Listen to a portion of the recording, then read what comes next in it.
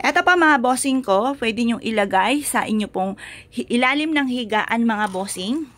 At magdudulot po yan mga bossing ko ng swerte. Hihigupin po niya ng mga negatibong enerhiya. Lalo-lalo na kung isa sa miyembro ng pamilya ay may karamdaman. Mainam na meron kang ganyan mga bossing. Makakatulong po yan para maalis ang mga negatibo, yung naging dahilan ng karamdaman. Mainam na meron kang ganyan sa inyong kwarto.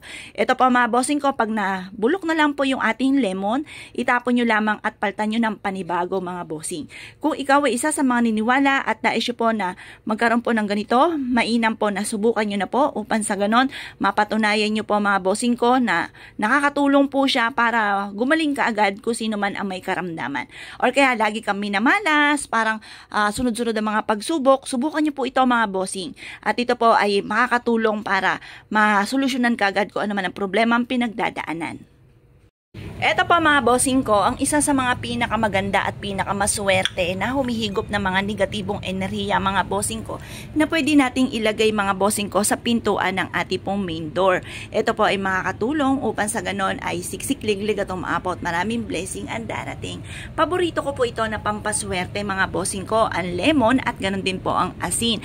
Pwede rin natin itong ilagay sa ilalim ng ating pong higaan mga bossing.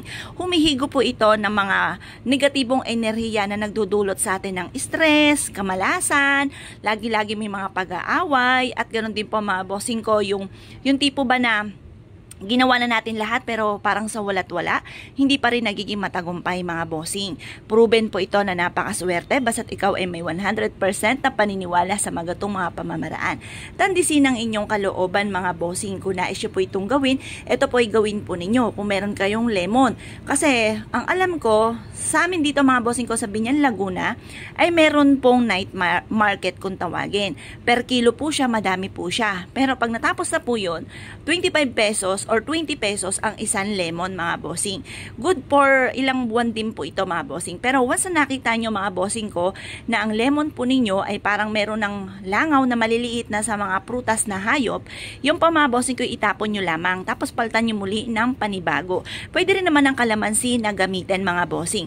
Pero kung may lemon ka, kasi nga po may nalaglag sa aming lemon mga bossing ko na tanim ko, yun po ang gagamitin po ninyo kung may lemon po kayo.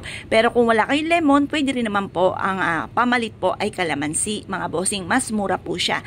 Ngayon po mga bossing, mag-wish ka na ng mula sa inyong pong puso. Sabihin nyo po sa pamamagitan ng ganitong mga pamamaraan ay siksik-liglig at umaapaw at maraming blessing ang dumating. Yumamat maging matagumpay. I-wish nyo na lahat ng gusto ninyo. Halimbawa, magkaroon ako ng negosyo na dito na ako yayaman. Magkaroon ako ng mga bagay na matagal ko nang pinapangarap. At yumaman ako at maging matagumpay. Lahat ng mga ninanais ko ay aking makamtan. Ganun po mga bossing ko. Kung kayo po isa sa mga mahilig sa mga pampaswerte at nais nyo po itong gawin mga bossing ko, subukan nyo na po ito. Huwag ka na magpatumpik-tumpik pa at makakatulong po ito upang sa ganon ay siksik-liglig at umaapot. Maraming blessing ang darating mga bossing. Gawin nyo po ito sa umaga mga bossing ko ng mga bandang 6:30 or kaya po alas 7. Matatapos ang ating mga pampaswerte hanggang alas 8 lamang po mga bossing ko ng umaga.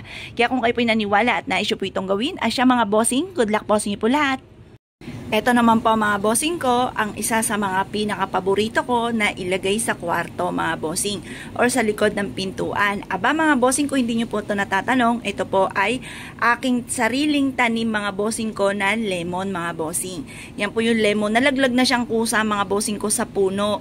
Ayan po mga bossing, hinug na po siya. Ngayon pa mga bossing, gagamitin ko siyang pampaswerte mga bossing. Ngayon pa mga bossing, gagawin nyo lamang po natin kasi ito po isa rin sa mga mabisang humihigop ng mga negatibong enerhiya.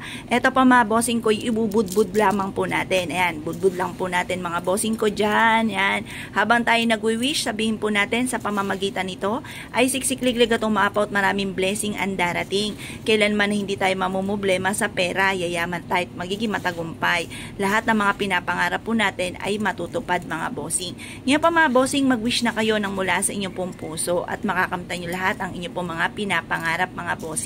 Ito pa mga bossing ko ay isa sa mga simple at napaka-epektibong pamamaraan na humihigop ng mga negatibong enerhiya para maraming pera ang darating mga bossing. Ngayon pa mga bossing, subukan nyo po itong gawin sa umaga.